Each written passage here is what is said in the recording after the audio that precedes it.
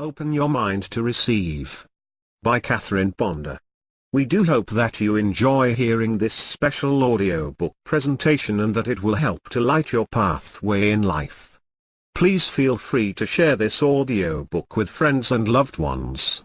Catherine Ponder is considered one of America's foremost inspirational authors.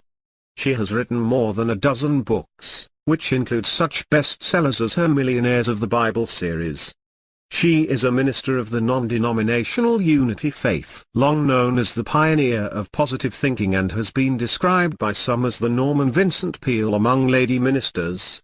She has given lectures on the universal principles of prosperity in most of the major cities of America and a lot of small ones, too, from Town Hall and the Waldorf Astoria Hotel in New York, to the Phoenix Country Club in Arizona, to the elegant Pioneer Theater Auditorium in Reno, Nevada, from Honolulu to New Orleans. She has given interviews on television and radio, as well as numerous interviews by the print media. Open your mind to receive.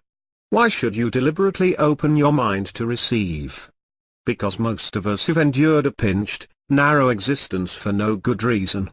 We have blocked our good from getting through to us in the process. There's nothing divine about a pinched existence. There's nothing divine about a narrow, limited way of life. It proves nothing but the foolishness and ignorance of man who actually lives in a universe of lavish abundance. Anyone who leads a pinched, narrow existence is not expressing his true nature. He is only cheating himself. If this has happened to you, there is something you can do about it. The word receive means to accept.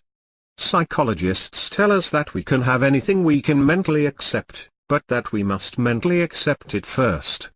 A great part of the act of receiving is to accept the good you want mentally rather than fighting it mentally. A well-meaning young businessman said to me at a book autographing party, "Are all of those success stories in your books factual? Aren't some of them fabricated?" "Why do you ask?" was my reply. "Because they sound too good to be true." "Just how long have you been reading about the power of prosperous thinking?" I inquired. "Oh, only about a month," he said. That explained his disbelief. He was still so conditioned to the limited beliefs of the world that he had not yet learned that nothing is too good to be true. I explained that for every success story that gets into my books, there are scores of others that do not. The results of prosperous thinking are so numerous I cannot possibly relate them all. And those reported to me are only a fraction of the happy experiences people have had who used the ideas suggested.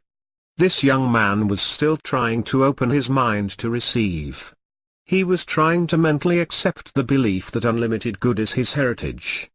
To help him do so, I suggested he speak forth this well-known statement for at least 5 minutes a day. Nothing is too good to be true. Nothing is too wonderful to happen.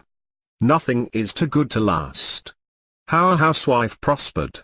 A housewife said, "Although I have studied the power of prosperous thinking for years and have had great improvement in my life from that philosophy, I recently discovered something I had been doing wrong. I had been saying that I was on a fixed income. I had been trying to bring more financial income to me in a certain way. I had not opened my mind to the possibility of unlimited supply coming to me in unlimited ways. When I realized my mistake, I spoke these words over and over aloud for a long time: I am receiving. I am receiving now. I am receiving all the wealth that the universe is for me now." Within a few hours, I received a telephone call from the new cable television company in town, inviting me to come in and discuss the possibility of doing a number of children's shows for them on material I had already developed for handicapped children and for slow learners. One went for the interview and this job is now assured. It is one that will bring a considerable income to me. As I continued speaking the word of receiving, my retired husband's business quickly picked up. A number of customers appeared with furniture for him to repair. These jobs will keep him busy and happy for some time. This woman continued to daily speak the word that she was receiving. Later she reported, money seems to be coming to me from all points of the universe. I have just sold a children's film which will be shown in schools as an entertainment feature for kindergarten and for underprivileged youngsters. Also, a film on games for children which I made months ago has now been marketed and orders are beginning to flow into the distributor. All this happened after I began daily to open my mind to receive. Many people fight the good rather than accepting it. They foolishly think they cannot have their good nor should they be asking for it.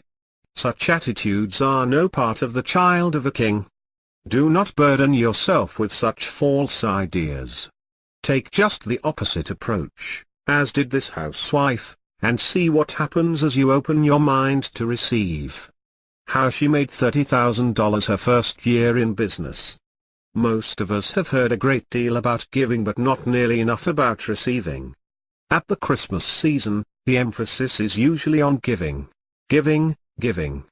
The result is that many people have a hang-up about receiving. Giving is only one half of the law of increase. Receiving is the other half.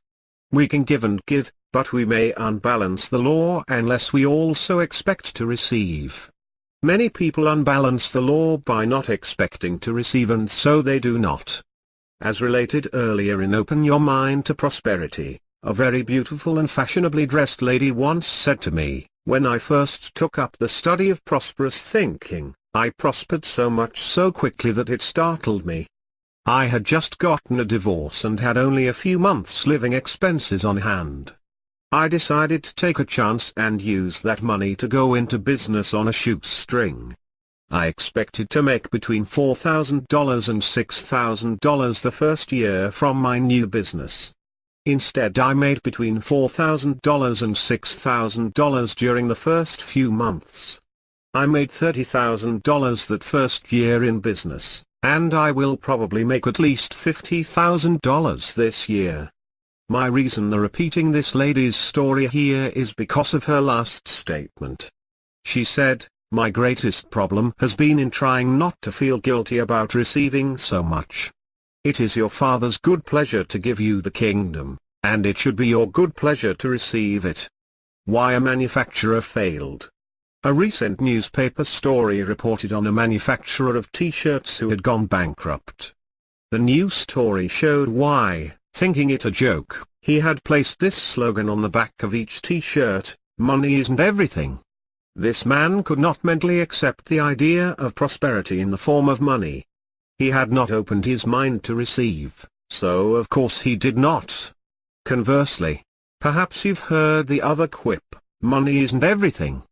There is also hunger, misery and poverty. You must be careful what you notice, talk about, or give your attention to, because that is what you are identifying with, and that is what you will bring into your life. Whatever you notice, you are inviting into your life. Whatever you talk about, you are inviting into your life. Whatever you identify within your thoughts, words and actions, you are inviting into your life. If you notice, talk about and identify with war, crime, disease, financial problems, inharmony, this is what you are inviting into your own life. Through the law of mind action it will come, disease, financial problems, inharmony, this is what you are inviting into your own life. Through the law of mind action it will come. How a restaurateur identified with failure. There once was a man who thought he was about to go broke in the restaurant business. He invited me to eat in his restaurant. When I walked in, I could see one obvious reason why business was not good. His restaurant had such a dismal, uninviting atmosphere. I suggested he brighten it up if he wanted people to come there to relax and to eat. On my way out, I discovered another reason why business was not good. Near the cash register was a joke sign which read, "This is a non-profit business." We didn't plan for it to be. It just worked out that way. The joke was on that man. He had mentally identified with non-profit and that was what he had attracted.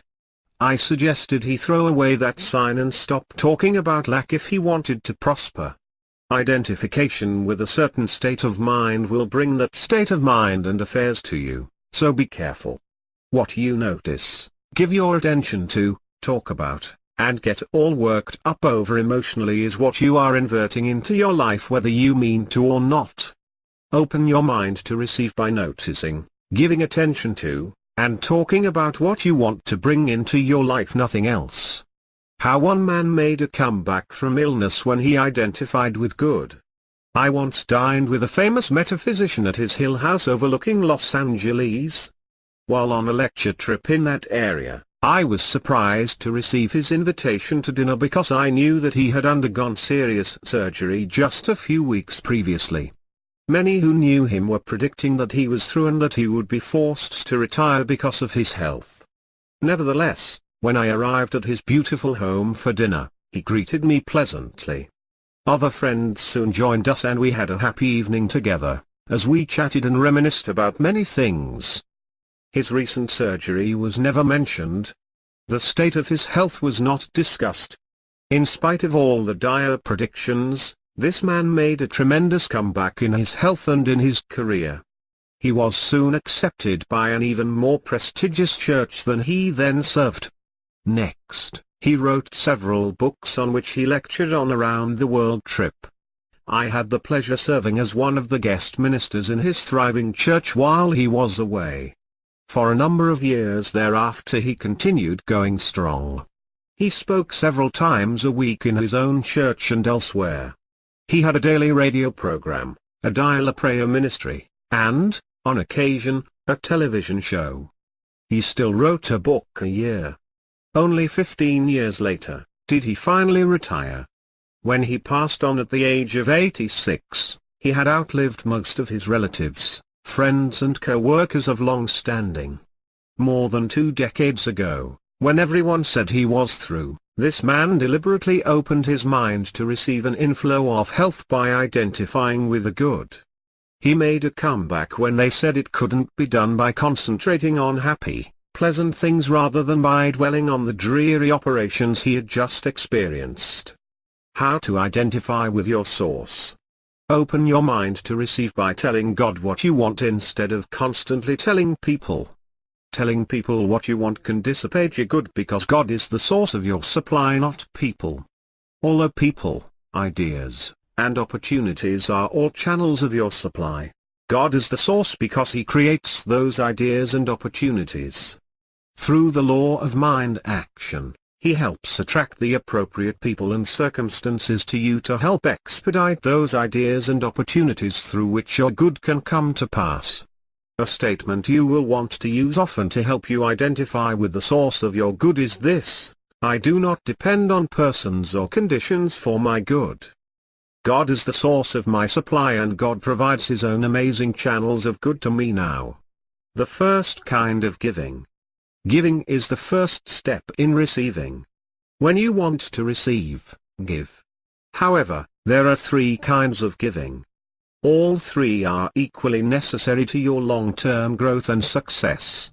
First, give to God, put Him first financially. Why?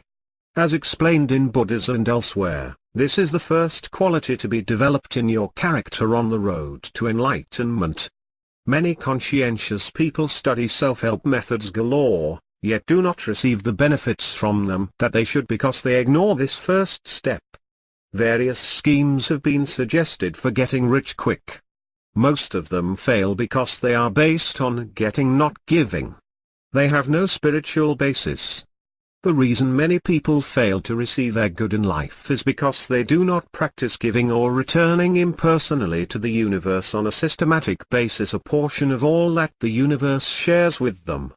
2 businessmen in Chicago once told me they had held the local franchise on one of the most famous success courses in America, one that cost thousands of dollars to take. Though they prospered for a time, they eventually went broke. They finally realized why. Their course had only emphasized getting, not giving. Their course had not taught the spiritual side of prosperity. It had not taught its students to tithe their way to prosperity by returning to the universe a tenth of all they received. It was only after these two businessmen found their way into one of the local New Thought churches and began to put God first financially, that their financial affairs stabilized and they began permanently prosper.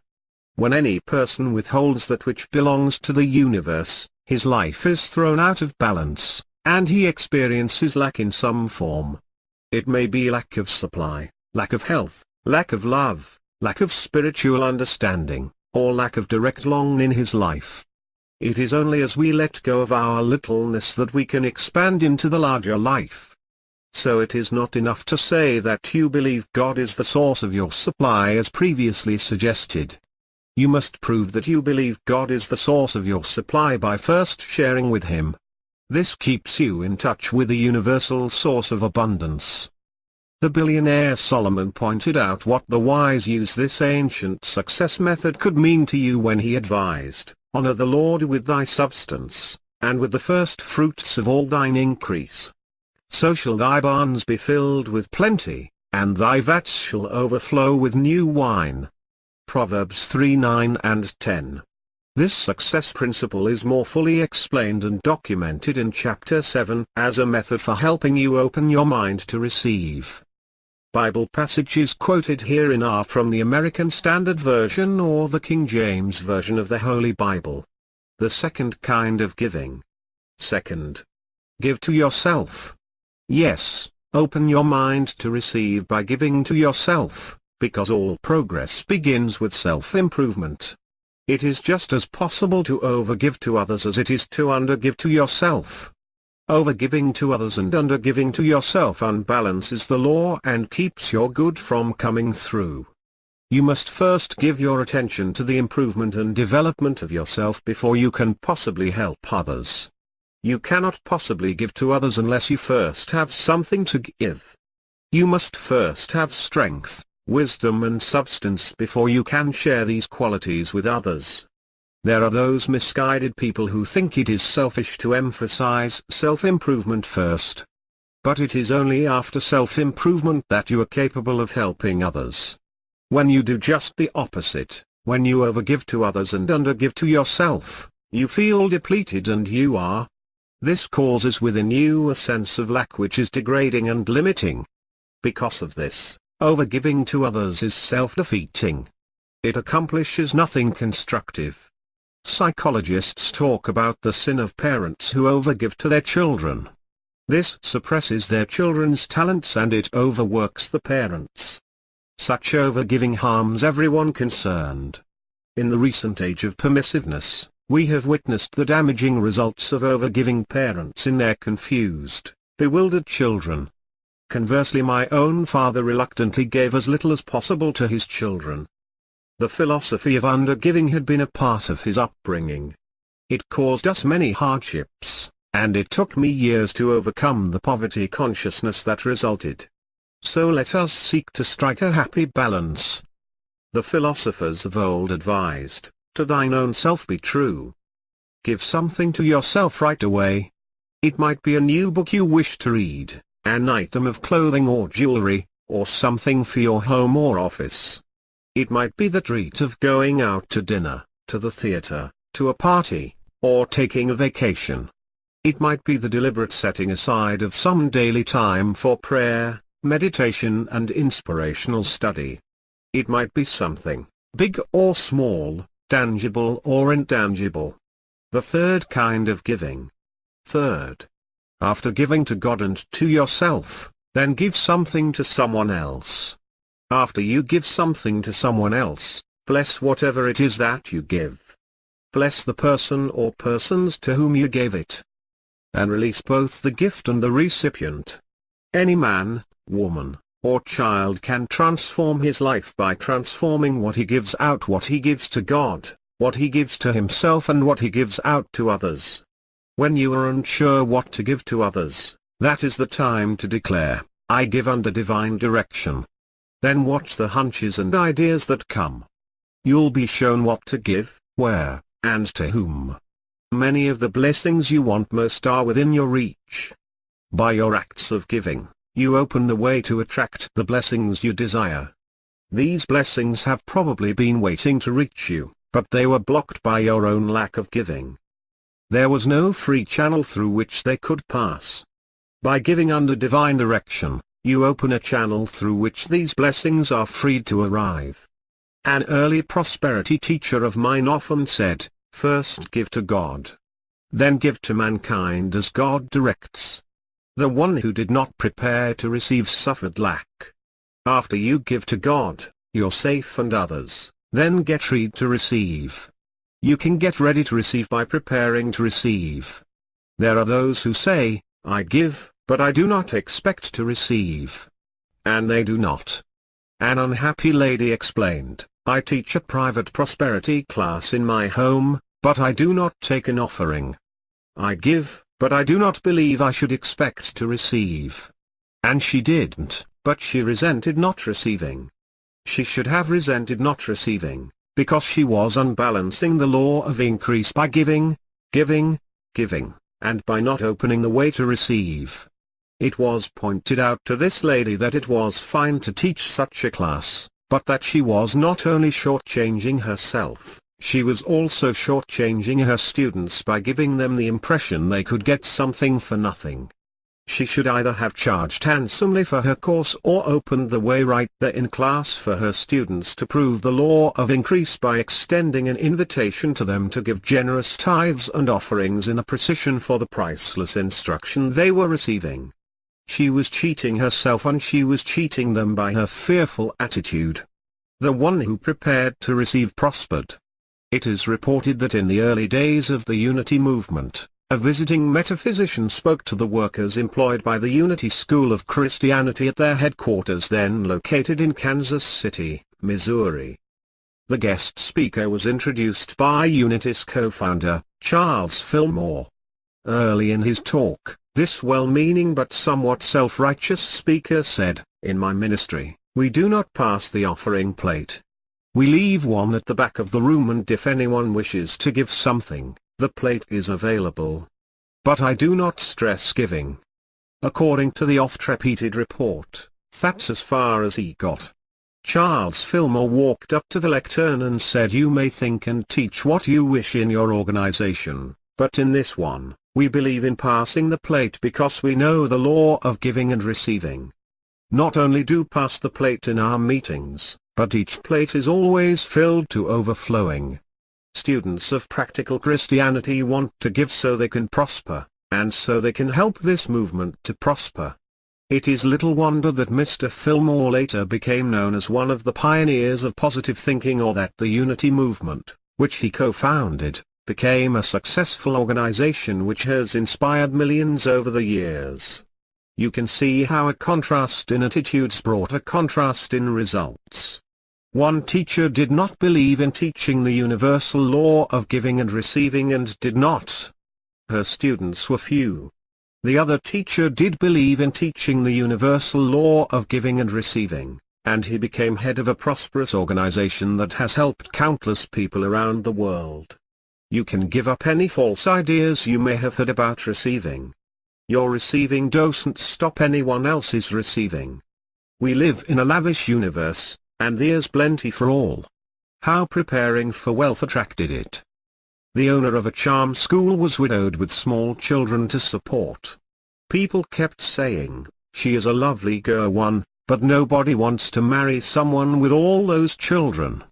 That's too much financial responsibility to assume." This attractive widow paid no attention to that kind of talk. She taught prosperity principles in her charm course. She told her students they must develop a prosperous consciousness in order to be charming and successful in every phase of their lives.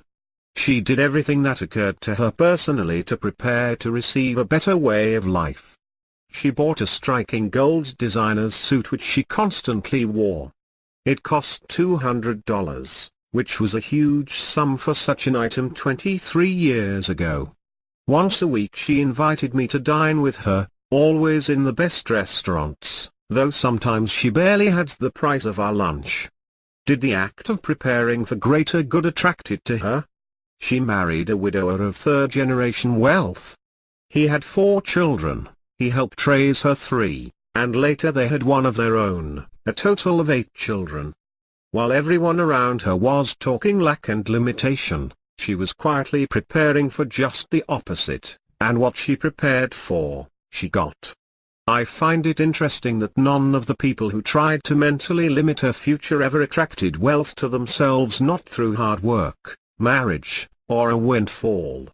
The limited thoughts they meant for her they unwittingly attached to themselves. Prepare, by speaking the word of receiving. Many people's prayers are not answered because they keep asking in prayer, but they do not follow through by getting ready to receive. After you prepare to receive, you are then ready for the next step. Speak the word of receiving as did the housewife early in this chapter. When you daily declare that you are receiving, your words make a believer out of your subconscious mind, which then starts working with you to help make it so. The way to avoid a pinched, narrow way of life is to deliberately speak the word of receiving. Declare daily, I am receiving. I am receiving now. I am receiving all the wealth that the universe is for me now. A businessman started doing this, and within 1 year his income became 8 times what it had been. Another businessman says he has received unexpected checks of $1,000 or more every time he has consistently declared, all that is mine by divine right now comes to me speedily, richly, freely. I am receiving now. Release is the final step. As a teacher of practical mysticism recently said, students of prosperity need to know when to release the inner work they have done, then relax, so that outer results can come. There are resting places in mental action. There is a time to fish and a time to dry your nets. On various occasions in my life, greater good has come to me after long periods of inner work when I felt guided to release it all to its perfect results. Several books have gotten finished after I did this. Happy changes in location and work, a better income, larger homes, have all appeared after I worked inwardly, then turned loose, relaxed and let go. So, after speaking the word of receiving for a period, then declare that you have received and release it. Assume that greater good is already yours, since you have claimed it on the inner plane. This helps that good to appear on the outer plane as visible results in rich appropriate form under divine timing. When you have reached this point of release, declare, it is finished. It is done. I give thanks that I have received, and that my good appears in rich appropriate form under divine timing. As you then relax and let go, this process can open the way for unlimited results. Summary. 1. The word receive means to accept.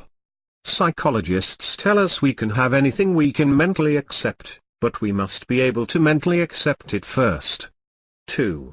Most of us have heard a lot about giving but not enough about receiving.